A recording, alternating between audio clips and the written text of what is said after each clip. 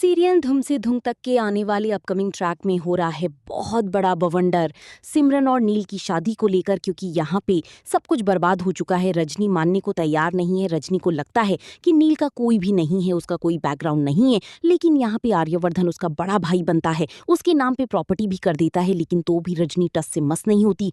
रजनी बंद कर देती है हमारी सिमरन को एक रूम में और कहती है कि सिमरन की शादी वहीं होगी जहाँ मैं चाहती हूँ। लेकिन यहाँ पे अब एक बहुत बड़ा खेल रचने वाले हैं आर्य और अनु। सिमरन को भगा के ले जाने वाले हैं केवल और केवल एक नाटकीय रूपांतरण करने के लिए। वो दिखाना चाहती हैं रजनी को कि अगर कोई बच्चा घर से भाग जाए तो माँ बाप को क्या बीतती है, और ऐसा नहीं होना चाहिए। इसलिए माँ बाप को भी बच्चे की भावनाओं को समझना चाहिए। तो यहाँ पे सिमरन को चुपचाप से आर्या और अनु ली जाती हैं केवल रजनी को डराने के लिए, ना कि ओरिजिनल में शादी करवाने के लिए भगा के ली जाती हैं। अब रजनी को लगता है कि आर्या और अनु ने भगा के नील से शादी करवा दी है। वो बहुत बुरा बुरा कहती है और वहीं पे एंट्री होती है फिर से सिमरन और हमारी नील की। और सिमरन और नील कहती हैं कि हमने कोई भाग की शादी नहीं करी है, ना कि हमें किसी ने भगाया है। हमने केवल आपको ये जताने के लिए ऐसा किया था, क्योंकि अगर हम भाग जाती तो आपकी ये हालत होती। अगर आप हमारी जगह पे होती और आपके साथ ऐसा कुछ हुआ होता तो आप क्या रिएक्ट करती? क्या आप भी ऐसे भाग जाती, या आप अपने माँ बाप की बात सुन के अपने दिल पे पत्थर रख के किसी और से शादी कर लेती?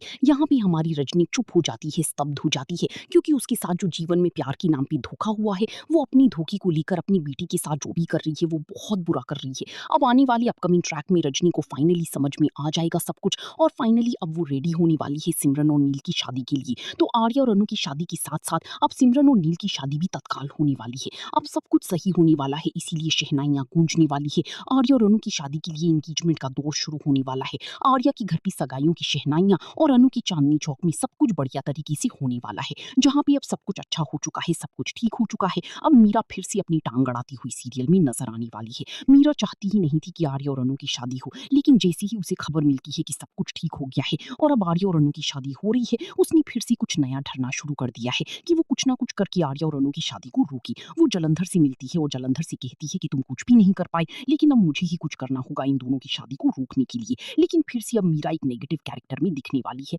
अभी तक तो मीरा शांत बैठी हुई थी, लेकिन अब क्या होगा देखना मजेदार होगा। इसीलिए देखती रहिए और एक लाइक करके जाना ना भूलें। और सब्सक्राइब भी जरूर करें।